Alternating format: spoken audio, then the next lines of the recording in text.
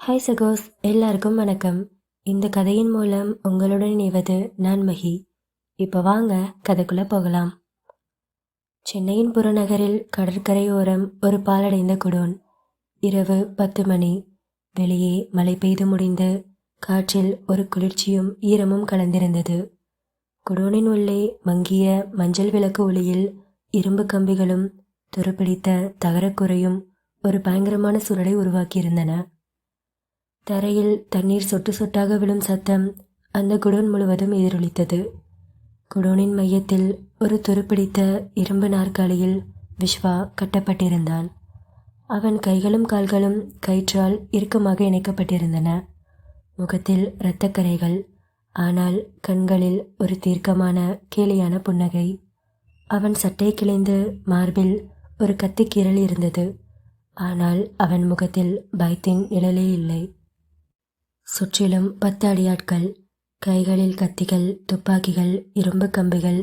ஒருவன் கையில் ஒரு கைவிலங்கு கூட இருந்தது. அவர்கள் முகத்தில் கோபம், ஆனால் விஸ்வாவின் அசட்டுத்தனமான புன்னகையை பார்த்து ஒரு தயக்கமும் தெரிந்தது. அப்போது ஒரு அடியாள் முன்னே வந்து, டேய், யாரா இவன்?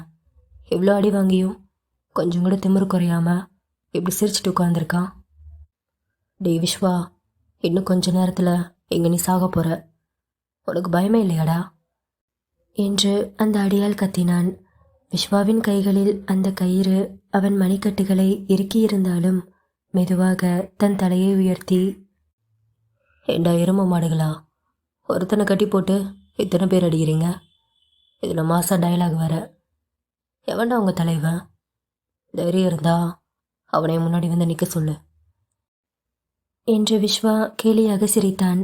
அவன் குரலில் ஒரு தன்னம்பிக்கை இருந்தது. அது அந்த அடியாட்களை ஒரு கணம் திகைக்க வைத்தது. அப்போது குடோனின் பெரிய இரும்பு கதவு மெதுவாக திறந்தது. கனமான காலடி சத்தம் எதிரொலித்தது. மெல்லிய ஒரு உருவம் உள்ளே நுழைந்தது. கருப்பு சூட், கையில் ஒரு மெல்லிய வெள்ளிக்கத்தி, முகத்தில் ஒரு கொடூரமான புன்னகை. அவன் இந்த மாஃபியா கும்பலின் தலைவன். அவன் நடையில் ஒரு ஆணவம், கண்களில் ஒரு வெறி. அவன் மெதுவாக விஸ்வாவை நெருங்கினான்.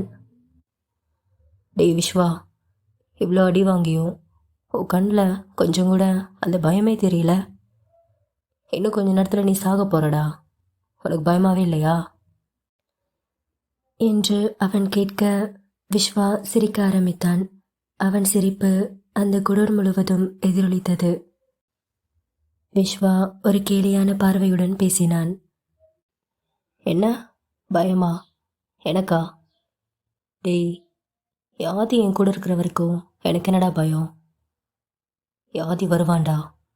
அவன் இருக்கிற வரைக்கும் உங்கள் யாராலையும் என் முடிவை கூட பிடுங்க முடியாது என்று விஸ்வா கூறியதை கேட்ட அந்த கும்பலின் தலைவன் நக்கலாக சிரித்தான்.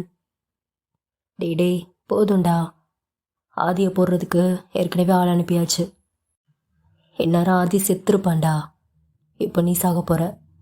இந்த குடோன் தான் உனக்கு சுடுகாடு என்று அவன் கூறியதை கேட்ட விஸ்வாவின் உதட்டில் ஒரு அலட்சியமான புன்னகை மலர்ந்தது. பயம் அவன் கண்களில் துளியும் இல்லை. என்ன சொன்ன? ஆதியை காலி பண்ண ஆள் அனுப்பிச்சிருக்கியா? டேய், அவனை பற்றி உனக்கு தெரியாதுடா. ஆதியை பற்றி எனக்கு நல்லா தெரியும். மோகனே, அவன் இங்கே வந்தான்னு வச்சுக்கோ, நீங்கள் எல்லாரும் காலி. ஒவ்வொருத்தனையும் வெட்டி சாச்சிருவான் என்று விஸ்வா கூற, அவனது திமிரான பேச்சு அந்த கும்பலின் தலைவனுக்கு ஆத்திரத்தை ஏற்படுத்தியது. அவன் துப்பாக்கியை உயர்த்தினான். டேய், நானும் பார்த்துட்டே இருக்கேன், பேசிகிட்டே இருக்கேன். ஆதி செத்துருப்பான். அதையும் மீறி அவன் இங்கே வந்தான்னா அவனுக்கு என் கையால் தான் சாவு. நீ சாவுடா என்று அவன் சுடப்போகும் நொடியில் எங்கிருந்தோ ஒரு மின்னல் கீற்று அந்த இருளை கிழித்தது. ஒரு கூரான கத்தி பறந்து வந்து அந்த தலைவனின் கையில் இருந்த துப்பாக்கியை பதம் பார்த்தது. துப்பாக்கி கீழே விழுந்து உருண்டது. அடுத்த நொடி அந்த கிடங்கின் பின்புற கதவை உடைத்து கொண்டு ஒரு கார் மின்னல் வேகத்தில் உள்ளே புகுந்தது. டயர்கள் வெடித்து சிதறிய சத்தம், கண்ணாடிகள் நொறுங்கும் ஓசை என அந்த இடமே அதிர்ந்தது. கார் நின்றதும் அதன் கதவுகள் திறந்தன. அதிலிருந்து கம்பீரமாய் இறங்கினான் ஆதி. கருப்பு லெதர் கோட்டும் மின்னும் கண்களுமாக அவன் ஒரு யமதூதன் போல தோன்றினான். அவன் கையில் ஒரு பெரிய துப்பாக்கி மின்னியது. அமைதியாக ஆனால் கொலைவெறியுடன் அவன் ஒவ்வொருவனாக அந்த கும்பலை பார்க்க ஆரம்பித்தான். அந்த கும்பல் மொத்தம் ஆதியை பார்த்து நடுங்கியது. அந்த கூட்டத்தின் தலைவனை பார்த்து ஆதி ஒரு கேலியான சிரிப்புடன், அம்மா, என்ன சொன்ன? நான் இங்கே வந்தா உன் கையால் தான் என் சாவா? டே, நான் ஆதிசேஷன்டா. நான் வாழ்கிறதையும் நான் தான் முடிவு பண்ணணும், நான் சாகிறதையும் நான் தான் முடிவு பண்ணணும் என்று ஆதியின் குரல் ஒரு இடிமுழக்கம் போல அந்த கிடங்கில் எதிரொலித்தது. அவன் தன் கையில் இருந்த துப்பாக்கியை மெதுவாக உயர்த்தினான். வெறித்தனமாக சுட ஆரம்பித்தான். ஒவ்வொரு குண்டும் குறி தவறாமல் அந்த கும்மலின் நெஞ்சை துளைத்தது. இரத்தம் பீரிட்டது. அலறல் சத்தங்கள் அந்த இடத்தை நிரப்பின. விஸ்வாவை நெருங்கியிருந்தவர்கள் கூட ஆதியின் தாக்குதலை எதிர்பார்க்கவில்லை. சில நொடிகளில் அந்த கிடங்கு பிணக்காடாக மாறியது. எல்லாம் முடிந்தது. ஆதி தனது துப்பாக்கியை கீழே போட்டான். அதில் இன்னும் சூடு இருந்தது. அவன் அமைதியாக விஸ்வாவின் அருகில் நடந்து வந்தான். விஸ்வாவை கட்டியிருந்த கயிறுகளை அறுத்துவிட்டான். டே விஸ்வா, நீ ஓகே தானே? உனக்கு ஒன்றும் இல்லையே என்று ஆதி பதறி போய் கேட்க விஸ்வா மெதுவாக சிரித்தான். டே மச்சான், நான் நல்லா இருக்கேன்டா. எனக்கு ஒன்றும் இல்லை. எனக்கு தெரியும்டா நீ வருவேன்னு என்று விஸ்வா கூற ஆதி விஸ்வாவின் தோளில் தட்டினான். உன்னை தொட எவன் துணிஞ்சாலும் அவனுக்கு நான் தாண்டா ஏமன். எவனையும் சும்மா விட மாட்டேன். நான் இருக்கிற வரைக்கும் உன்னை எவனாலையும் ஒன்றும் பண்ண முடியாது என்று ஆதி கூறியதை கேட்ட விஸ்வா தன் நண்பனை இறுக்கி அணைத்து கொண்டான். இருவரும் அந்த பிணக்காட்டை ஒரு முறை திரும்பி பார்த்தார்கள். அந்த இரண்டு கிடங்கில் அவர்கள் இருவரின் நிழல்கள் மட்டும் நீண்டு தெரிந்தது. இருவரும் அந்த இரண்டு குடோனை விட்டு வெளியே நடந்தார்கள். அவர்களின் காலடி சத்தம் அந்த அமைதியான இரவில் எதிரொலித்தது. அவர்கள் எங்கு செல்கிறார்கள், என்ன செய்ய போகிறார்கள் என்பது அந்த இருளுக்கு மட்டுமே தெரியும். அந்த இரவு நேரம் அவர்களின் வீரத்தையும் நட்பையும் சாட்சியாக வைத்திருந்தது. அந்த கிடங்கில் மிஞ்சியது மரணமும் அவர்களின் அழிக்க முடியாத நட்பின் அடையாளமும் தான். ஆதி தென்னிந்தியாவின் ஒரு பெரிய நகரத்தின் மையப்புள்ளியாக திகழ்ந்தான். அவனை பார்த்தவுடன் ஒரு சாதாரண தொழிலதிபர் என்றுதான் தோன்றும்.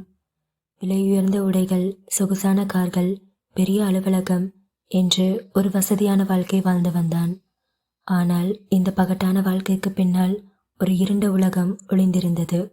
அவன் ஒரு பெரிய கிரிமினல் சாம்ராஜ்யத்தின் முடிசூடா மன்னனாக விளங்கினான். சட்டவிரோதமான தொழில்கள்தான் ஆதியின் கோட்டையாக இருந்தது. போதைப் பொருட்கள் கடத்தல், ஆயுத வியாபாரம், நில அபகரிப்பு என சகலவிதமான தில்லுமுள்ளுகளிலும் அவன் கால் பதித்திருந்தான். அவனுக்கு கீழ் ஒரு பெரிய கூட்டமே வேலை செய்தது. அவர்கள் ஆதியின் கட்டளைகளை வேதவாகாக ஏற்று செயல்பட்டார்கள். ஆதி அவர்களுக்கு வேண்டிய பணம், பாதுகாப்பு எல்லாவற்றையும் கொடுத்தான். ஆனால் யாராவது அவனுக்கு துரோகம் செய்ய நினைத்தாலோ அல்லது எதிர்த்து நின்றாலோ அவர்களை அழித்து விடுவான். இரக்கம் என்பதே அவன் அகராதியில் இல்லாத வார்த்தை. ஆதிக்கு கோபம் என்பது ஒரு சுவாசம் மாதிரி. சின்ன விஷயத்துக்கு கூட வெடித்து சிதறுவான். அந்த சமயத்தில் அவனது கண்கள் நெருப்பு பந்தாக மாறும். யாரையும் மதிக்க மாட்டான். தன் இஷ்டப்படி பேசுவான், நடப்பான். ஆனால் இந்த கோபத்திற்கு பின்னால் ஒரு கூர்மையான மூளையும் ஒளிந்திருந்தது. எந்த சூழ்நிலையிலும் நிதானமாக யோசித்து முடிவெடுக்கும் திறன் அவனிடம் இருந்தது. யாரை எப்போது பயன்படுத்த வேண்டும், எப்படி தந்திரமாக காரியங்களை சாதிக்க வேண்டும் என்று அவனுக்கு அத்துப்படி. அவனது செல்வாக்கு நகரம் முழுவதும் பரவியிருந்தது. உயர் போலீஸ் அதிகாரிகள், அரசியல்வாதிகள் என பலரும் அவனது கைப்பிடியில் இருந்தார்கள். அவர்களுக்கு அவன் அவ்வப்போது வேண்டியதை கொடுத்து வந்ததால் அவர்கள் ஆதிக்கு எதிராக எந்த நடவடிக்கையும் எடுக்க துணியவில்லை. யாராவது அவனை பற்றி தவறாக பேசினாலோ அல்லது அவன் ஆதிக்கத்தை மீறினாலோ அவர்கள் வெகு விரைவில் காணாமல் போய்விடுவார்கள். அந்த அளவுக்கு அவனது வலைப்பின்னல் வலிமையானது. ஆதியின் கடந்த கால வாழ்க்கை ஒரு இருண்ட கதை. சிறு வயதிலேயே தந்தையை இழந்தான். தாய் அவனை மிகவும் கஷ்டப்பட்டு வளர்த்தாள். ஒரு கட்டத்தில் அவரது தாய்க்கும் உடல்நிலை சரியில்லாமல் போனது. பணம் இல்லாமல் அவன் பட்ட கஷ்டங்கள் ஏராளம். அந்த வறுமையின் கொடுமைதான் அவனை தவறான பாதையில் தள்ளிவிட்டதா, அல்லது அதிகாரத்தின் மீதான வெறி அவனை இப்படி மாற்றியதா என்பது யாருக்கும் தெரியாது. ஆனால் அந்த கஷ்டமான காலங்களில் அவன் யாருடைய உதவியையும் பெறவில்லை. தனியாக போராடியே இந்த நிலைக்கு வந்தான். அதனால்தான் யாரையும் முழுமையாக நம்புவதில்லை. வெளியுலகிற்கு ஆதி ஒரு ஸ்டைலான வசதியான மனிதன். விலையுயர்ந்த கார்கள், ஆடம்பரமான பங்களாக்கள், விதவிதமான உடைகள் என்று ஒரு ராஜாவைப் போல வாழ்ந்தான். ஆனால் அவன் மனதின் ஆழத்தில் ஒருவித பயம் எப்போதும் இருந்து கொண்டே இருந்தது. யாராவது தன்னை ஏமாற்றி விடுவார்களோ, தனது சாம்ராஜ்யத்தை கைப்பற்றி விடுவார்களோ என்ற எண்ணம் அவனை அரித்து கொண்டே இருந்தது. அதனால்தான் அவன் எப்போதும் யாரையும் முழுமையாக நம்புவதில்லை. விஸ்வா மட்டும்தான் அவனுக்கு விதிவிலக்கு. சுருக்கமாக சொன்னால், ஆதி ஒரு சிக்கலான புதிர் போன்றவன். வெளியிலிருந்து பார்ப்பவர்களுக்கு அவன் ஒரு கொடூரமான வில்லனாக தோன்றலாம். ஆனால் அவனது பின்னணியை ஆராயும் போது ஒருவித பரிதாபமும் தோன்றலாம். அவன் ஒரு பயங்கரமானவன், அதே நேரத்தில் தனிமையானவன். பணமும் அதிகாரமும் அவனுக்கு எல்லாவற்றையும் கொடுத்திருந்தாலும் உண்மையான மகிழ்ச்சி அவனுக்கு எட்டாக்கனியாகவே இருந்தது. அவனது வாழ்க்கை எப்போதும் ஒரு கத்தியின் மேல் நடப்பது போன்றது. ஒரு சிறிய தவறு கூட அவன் சாம்ராஜ்யத்தை சரித்துவிடும். விஸ்வா ஆதியின் நிழல் போன்றவன். அவர்கள் நட்பு சிறுவயது முதலே தொடர்ந்தது. இருவரும் ஒரே தெருவில் விளையாடி வந்தவர்கள். ஆதியின் முரட்டுத்தனத்திற்கும் வேகத்திற்கும் நேர்மாறாக விஸ்வா அமைதியானவன். எந்த ஒரு சூழ்நிலையிலும் நிதானமாக யோசிக்கும் திறன் அவனிடம் பிறவியிலிருந்தே இருந்தது. ஆதி உணர்ச்சி வசப்பட்டு தவறான முடிவுகள் எடுக்கும் போதெல்லாம் விஸ்வாவின் அறிவுரை அவனுக்கு ஒரு கலங்கரை விளக்கம் போல வழிகாட்டியது. விஸ்வா பார்க்க சாதாரணமான தோற்றத்தில் இருந்தாலும் அவனது மனது ஒரு கூரிய கத்தி போன்றது. எந்த ஒரு சிக்கலான பிரச்சனையையும் எளிதாக அவிழ்த்துவிடும் திறமை அவனிடம் இருந்தது. ஆதியின் சட்டவிரோத சாம்ராஜ்யத்தின் மூளை விஸ்வாதான். எந்த தொழிலை எப்போது ஆரம்பிக்க வேண்டும், யாரை நம்பலாம், யாரை தவிர்க்க வேண்டும் என்ற எல்லா முடிவுகளையும் அவன்தான் எடுப்பான். ஆதி வெறும் கட்டளைகளை மட்டுமே போடுவான். ஆனால் அந்த கட்டளைகளுக்கான வியூகங்களை வகுப்பவன் விஸ்வாதான். ஆதிக்கு கோபம் வந்தால் அவனை கட்டுப்படுத்துவது மிகவும் கடினம்.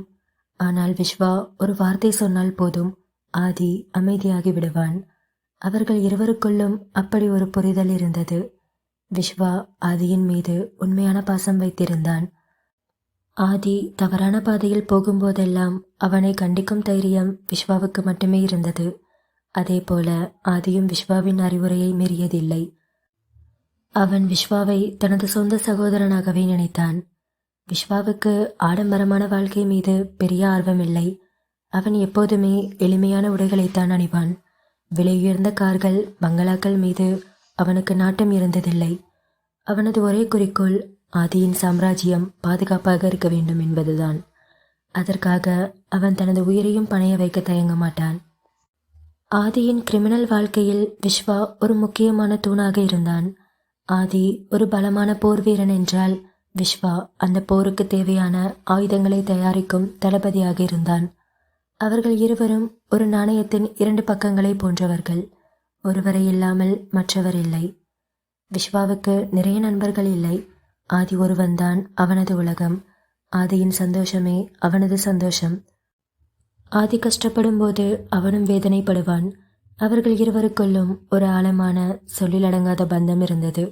இந்த கிரிமினல் உலகத்தில் கூட அவர்களின் நட்பு ஒரு அதிசயமான விஷயமாக பார்க்கப்பட்டது.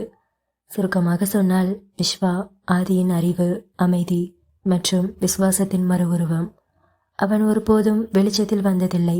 ஆனால் ஆதியின் வெற்றிக்கு பின்னால் இருந்த ஒரு முக்கிய சக்தி அவன்தான். அவன் இல்லாவிட்டால் ஆதியின் சாம்ராஜ்யம் என்றோ சரிந்திருக்கும். அவர்கள் நட்பு இந்த இருண்ட உலகில் ஒரு ஒளிக்கீற்றாக இருந்தது. ஒரு நாள் இரவு நேரம். ஆதியின் தனியறை புகை மண்டலமாக இருந்தது. அவன் ஒரு கையால் ஜன்னல் கம்பியை பிடித்தபடி மறு கையில் பிடித்திருந்த சிகரெட்டை வேகமாக இழுத்து கொண்டிருந்தான். அவனது நெற்றியில் சிறு சிறு வேர்வை துளிகள் மின்னின. அறை முழுவதும் ஒரு விதமான அமைதியின்மை நிலவியது. அவன் மனதுக்குள் ஏதோ ஒரு பயம் சூடிக்கொண்டிருந்தது. வெளியே ஏதோ சத்தம் கேட்டு திரும்பிய ஆதி வாசலில் விஸ்வா நிற்பதை கண்டான். விஸ்வாவின் முகத்தில் ஒருவித கவலை தெரிந்தது. டே ஆதி, என்னாச்சுடா உனக்கு? இப்பயும் அவ்வளோ டென்ஷனாக இருக்க என்று கவலையுடன் கேட்டான். அவன் ஆதியை இப்படி பதற்றத்துடன் பார்ப்பது அரிது. ஆதி ஜன்னலை விட்டு கையை எடுத்து தன் தலைமுடியை கோதிக்கொண்டான்.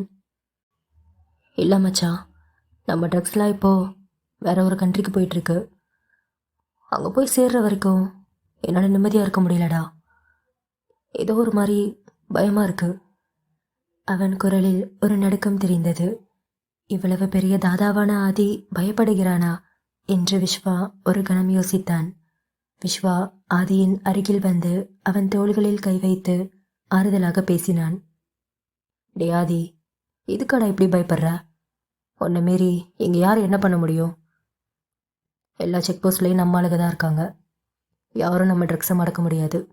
நீ தேவையில்லாமல் டென்ஷன் ஆகாத என்று விஸ்வா கூறியதை கேட்டு ஆதி பெருமூச்சு விட்டான். தெரியும் விஸ்வா, எல்லாம் நம்ம கண்ட்ரோலில் தான் இருக்கு. ஆனால் என் மனசு எதுவும் சரியில்லை. ஒரு மாதிரி உள்ளுக்குள்ளே பயமாக இருக்கு மச்சான். அப்போது விஸ்வாவின் மொபைல் ஃபோன் சினுங்கியது. அவன் எடுத்து யார் என்று பார்த்துவிட்டு ஆதியை ஒரு நிமிடம் கவனித்தான்.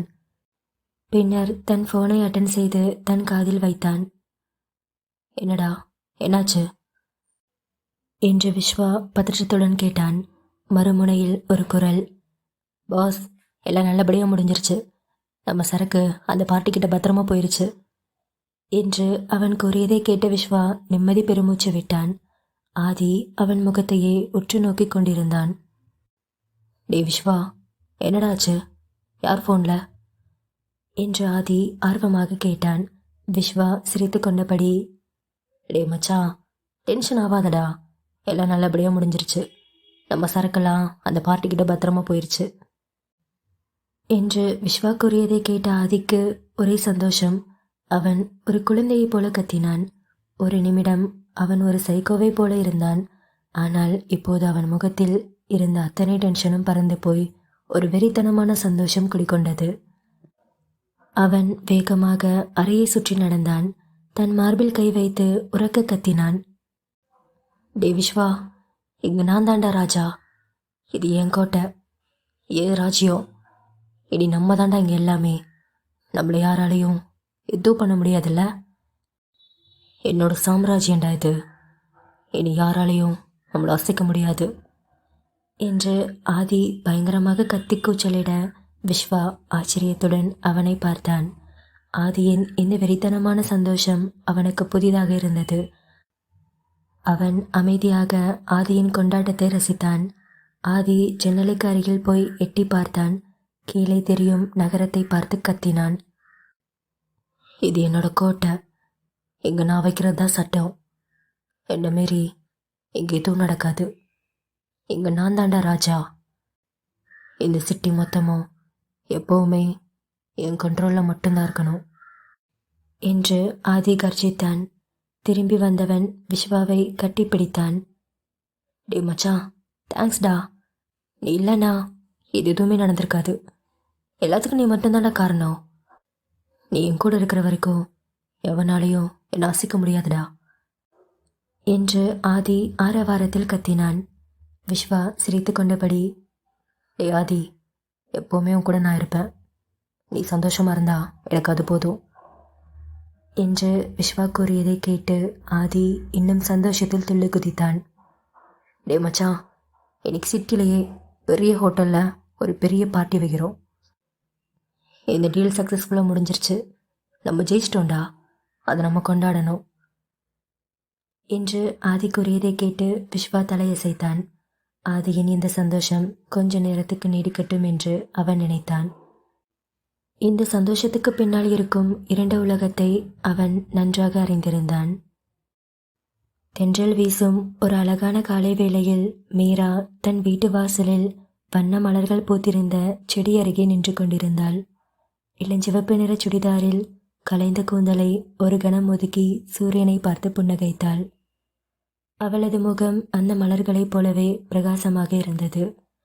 அவள் பெரிய அழகான கண்கள் உலகத்தை வியப்புடன் பார்ப்பது போல இருந்தது. மீரா கல்லூரி 2ஆம் ஆண்டு மாணவி.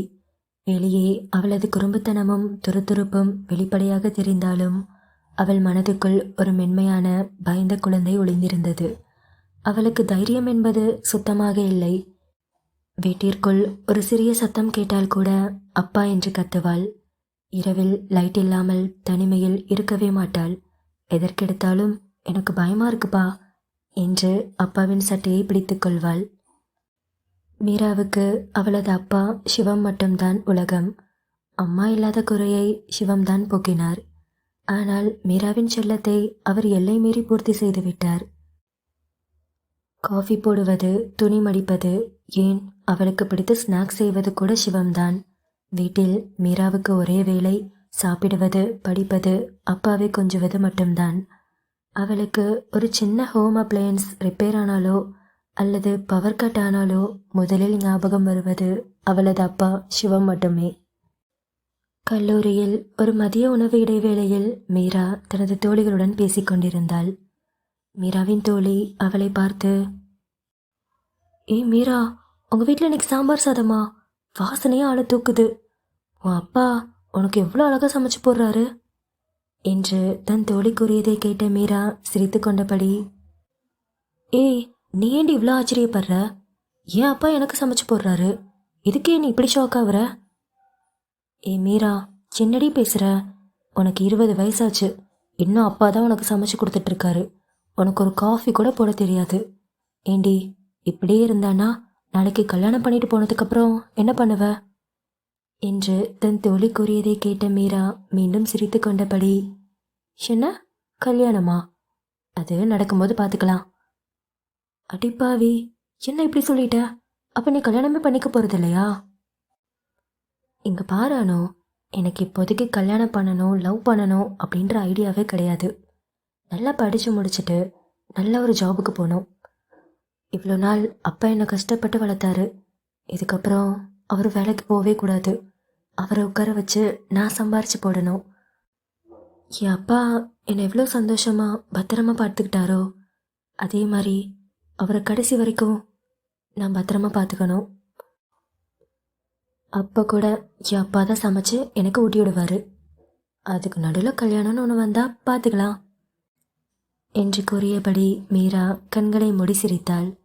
அவளது அப்பா ஒரு கார் டிரைவராக வேலை செய்தாலும் அவர் சம்பாதிக்கும் கொஞ்சம் பணத்தை கூட தன் மகளின் சந்தோஷத்துக்காக மட்டுமே செலவழிப்பார். மீராவின் எல்லா குறும்புகளுக்கும் பயங்களுக்கும் அவர் மட்டுமே சரணாலயம். அன்று மாலை அவள் வீட்டுக்கு வந்தபோது பவர் கட்டாகி இருந்தது. அந்த தெருவே இருளில் மூழ்கியிருந்தது. மீரா பயத்துடன் தன் கண்களை உருட்டியபடி, என்ன இது, இவ்வளோ இருட்டா இருக்கு? என் அப்பா வர வரைக்கும் இந்த இருட்டுக்குள்ளே தனியாக நான் எப்படி இருப்பேன்? பேசாம அப்பா வர வரைக்கும் வெளியவே நிற்கலாம் என்று தன் வீட்டின் வாசலின் முன்பு பயந்து கொண்டே தன் ஹேண்ட்பேக்கை இறுக்கி பிடித்தபடி நின்றிருந்தாள் மீரா. எதிர் வீட்டில் இருந்த ஒருவர் அவளை பார்த்து, என்ன மீரா, லைட் போடாம ஏமா இருட்டில் நிற்கிற? இல்லை அங்கிள், அப்பா இன்னும் வரல, பவர் வேற கட்டாக இருக்கு, எனக்கு ரொம்ப பயமாக இருக்கு, அதான் அப்பா வர வரைக்கும் இங்கே நிற்கிறேன். என்னம்மா நீ இன்னும் சின்ன குழந்தை மாதிரி பயந்துட்டுருக்க? சரி சரி, கவலைப்படாத, அப்பா சீக்கிரம் வந்துடுவார், அது வரைக்கும் தைரியமா இரு என்று கூறியபடி மீராவின் இந்த குழந்தைத்தனமான பயத்தை பார்த்து சிரித்து கொண்டிருந்தார் அவர். மீரா பயத்தில் கைகளை கட்டிக்கொண்டு அவள் அப்பாவின் வருகைக்காக காத்திருந்தாள். என்ன இது, மணி 8ஆவது, இன்னும் அப்பாவை காணோம். எப்பவும் 7 மணிக்கெல்லாம் வீட்டுக்கு வந்துடுவாரு, இன்னைக்கு என்ன இன்னும் காணோம்? ஃபோன் பண்ணி பார்க்கலாமா என்று தனக்குள் 1000 கேள்விகளை எழுப்பிக் கொண்டிருந்தாள். மீரா அந்த இருளின் பயத்தில் நடுங்கிக் கொண்டிருந்தாள். அந்த இருளும் அமைதியும் அவளுக்குள் பயத்தை பல மடங்கு அதிகரித்தது. அவள் உள்ளே சோஃபாவில் உட்காரக்கூட தைரியமில்லாமல் ஹால் கதவின் அருகே தரையில் முழங்கால்களை அணைத்தபடி சுருண்டு அமர்ந்திருந்தாள். அடிக்கடி வெளியே தெருவை எட்டி பார்த்தாள். நேரம் கழிந்தது. வெளியே கார் சத்தம் கேட்டதும் மீராவின் முகம் நிமிர்ந்தது. அது அவளது அப்பா சிவத்தின் கார் சத்தம் என்பதை அவள் நொடியில் கண்டுபிடித்து விட்டாள். அவளுக்குள் இப்போதுதான் ஒரு நிம்மதி பெருமூச்சு வந்தது. சிவம் கார் லைட்டை அணைத்துவிட்டு வீட்டு வாசலை நோக்கி நடந்து வந்தார். வீட்டின் முன் கதவு சாத்தியிருக்க மின்சாரம் இல்லாமல் இருள் சூழ்ந்திருப்பதை பார்த்தார். கதவின் அருகே மீரா ஒரு குழந்தையைப் போல பயத்தில் உட்கார்ந்திருப்பதை அவர் கண்கள் பார்த்தன. தன் அப்பாவை பார்த்த மீரா வேகமாக ஓடி வந்து அவரை இறுக்கி கட்டி பிடித்து கொண்டாள். என்னப்பா இது, சீக்கிரம் வரமாட்டீங்களா? எனக்கு எவ்வளோ பயமா இருந்துச்சுன்னு தெரியுமா? பவர் கட் ஆகி ரொம்ப நேரம் ஆச்சு. அது சரிம்மா, பவர் கட் ஆனா என்ன, உள்ள வெயிட் பண்ணலாம்ல, ஏன் இப்படி வெளியவே உட்காந்துருக்க? அப்பா, எனக்கு தான் இருட்டுன்னா ரொம்ப பயம்னு உங்களுக்கு தெரியும்ல. வீட்டுக்குள்ளே போகவே ரொம்ப பயமாக இருந்துச்சு. அதான் நீங்கள் வர வரைக்கும் இங்கே வெயிட் பண்ணேன். என்னம்மா நீ, உனக்கு 20 வயசாச்சு. உன்னை இப்படி பார்க்கும்போது 10 வயசில் அப்பாவுக்காக இப்படி தான் படிக்கட்டில் உட்காந்து காத்துட்ருப்ப. அதே மாதிரியே இன்னும் இருக்கியேம்மா. என்னப்பா இது, எனக்கு 20 வயசு ஆனா என்ன, இன்னும் நான் உங்களுக்கு ஒரு குழந்தை தானே என்று தன் அப்பாவை அன்போடு அணைத்து கொண்டாள். சிவம் தனது மகளை தனக்குள்ளே அணைத்து கொண்டார். அவளது நிலையை பார்த்து அவருக்கு சிரிப்பதா அல்லது அவளை நினைத்து கவலைப்படுவதா என்று தெரியவில்லை. தன் மகள் இன்னும் ஒரு குழந்தையாகவே இருக்கிறாளே என்று அவருக்கு ஒரு கணம் வருத்தமாக இருந்தது. சரி, என் மீரா குட்டிக்கு இருட்டுனா ரொம்ப பயம்னு எனக்கு தெரியும். அதான் அப்பா வந்துட்டேன்ல, இனி நீ பயப்பட வேணாம் என்று மீராவை உள்ளே அழைத்து சென்றார். சிவம் ஒரு கேண்டிலை எடுத்து வந்து ஏற்றினார். மெழுகுவத்தி வெளிச்சம் அந்த சிறிய வீட்டை ஒரு அழகான அமைதியாக இடமாக மாற்றியது. சிறிது நேரம் கழித்து சிவம் சமையலறைக்கு சென்று மீராவுக்கு இரவு உணவை சூடேற்றி வைத்தார். மீரா சோஃபாவில் அமர்ந்து அப்பாவை பார்த்து கொண்டிருந்தாள். அப்பா, ஏன் இன்னைக்கு இவ்வளோ லேட்டாக வந்தீங்க? சிவம் உணவை எடுத்துக்கொண்டு வந்து மேஜையில் வைத்தபடி, ஒன்றும் இல்லைம்மா, எனக்கு ஆதி சாருக்கு ஒரு முக்கியமான பார்ட்டி இருந்துச்சு, அதான் லேட். அப்பா, நீங்கள் எப்போ கேட்டாலும் இதான் சொல்கிறீங்க. நீங்கள் ஆதி சார்கிட்ட 6 வருஷமாக வேலை பார்க்குறீங்க. இதுக்கு முன்னாடிலாம் கரெக்ட் டைமுக்கு வீட்டுக்கு வந்துட்டு இருந்தீங்க. ஆனால் இப்போ கொஞ்ச நாளாக அவர் உங்களை ரொம்ப வேலை வாங்குறாருன்னு நினைக்கிறேன். எனக்கு இப்போலாம் அந்த ஆதிங்கிற பேரை கேட்டாலே கோவமாக வருது. இங்கே பாரு மீரா, ஆதி சாரோட வேலை அப்படி. எந்த நேரத்தில் என்ன வேலை வரும்னு அவருக்கே தெரியாது. அவரோட டிரைவர் நான், எப்போவும் அவர் கூட தானே இருந்தாகணும். அதுக்காக தான் இனிமேல் அப்பா அவர்கிட்ட கேட்டு முடிஞ்ச வரைக்கும் சீக்கிரம் வந்துடுறேன். அப்பா, நீங்கள் ரொம்ப டயர்டாக இருப்பீங்கள்ல, என் பக்கத்தில் உட்காருங்க, இன்னைக்கு நான் உங்களுக்கு சாப்பாடு ஊட்டி விடுறேன் என்று இருவரும் மெழுகுவத்தி வெளிச்சத்தில் அருகருகே அமர்ந்து சாப்பிட்டார்கள். சிவம் கண்ணிமைக்காமல் மீராவை மட்டுமே பார்த்து கொண்டிருந்தார். என்னாச்சுப்பா, ஏன் அப்படி பார்க்குறீங்க? ஒன்றும் இல்லைம்மா, இன்னும் நீ சின்ன குழந்தையாவே இருக்க, இருட்டுக்கு கூட பயப்படுற, இன்னும் உனக்கு சமைக்க தெரியல, ஏன் காஃபி கூட போட தெரியாது. நாளைக்கு ஒருவேளை நான் இல்லாட்டி. மீரா சட்டென்று அப்பாவின் வாயை மூடினாள். அப்பா, என்ன இது, அப்படிலாம் பேசாதீங்க, உங்களுக்கு என்னாச்சு? இங்கே பாருங்க, நான் எப்போவும் உங்கள் கூட தான் இருப்பேன், எனக்கு நீங்கள் தானே எல்லாம். மீராவின் குரல் தழுத்தழுத்தது. சிவம் அவளது கைகளை எடுத்து தன் மார்பில் வைத்து கொண்டார். ஐயோ மீரா, நான் அதுக்காக சொல்லலாமா, நம்மளாம் மனுஷங்க, எப்போ என்ன நடக்கும்னு நமக்கே தெரியாது இல்லையா? அதான் சொல்கிறேன், கொஞ்சம் தைரியமாக இருக்க கற்றுக்கோ. அப்பா, நான் ஏன் தைரியமாக இருக்க கற்றுக்கணும்? என் கூட எப்போவுமே நீங்கள் இருப்பீங்க, எனக்கு நீங்கள் மட்டும் போதும்ப்பா. மீரா, நான் சொல்கிறது புரிஞ்சுக்கோ. ஒருவேளை அப்பா இல்லைன்னா நீ என்ன பண்ணுவ? நீ தைரியமாக இருந்தாதான் என் மனசுக்கு நிம்மதியாக இருக்கும். வேறு எதுக்காகவும் நான் கவலைப்பட மாட்டேம்மா. அப்பா, இப்படிலாம் பேசாதீங்க, நான் கற்றுக்கிறேன், எனக்கான வேலையெல்லாம் நானே பார்த்துக்கிறேன். ஆனால் என்னை தனியாக விட்டுட்டு போகிறத பற்றி மட்டும் பேசாதீங்கப்பா, ப்ளீஸ். எனக்கு நீங்கள் தானே எல்லாமே.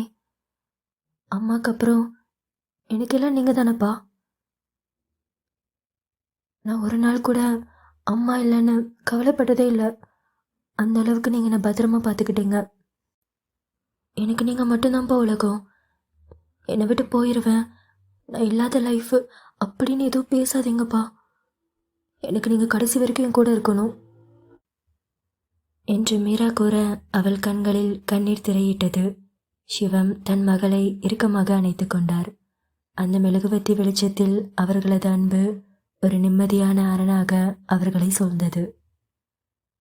இந்த கதையுடைய அடுத்த பாகம் சீக்கிரமே நம்ம சேனலில் வந்துடும். மறக்காமல் சேனலை சப்ஸ்கிரைப் பண்ணி வச்சுக்கோங்க. கதையை பற்றின உங்கள் கருத்துக்களை கமெண்ட்டில் சொல்லுங்கள். கதை பிடிச்சிருந்துச்சுன்னா வீடியோக்கு மறக்காமல் ஒரு லைக் பண்ணிக்கோங்க.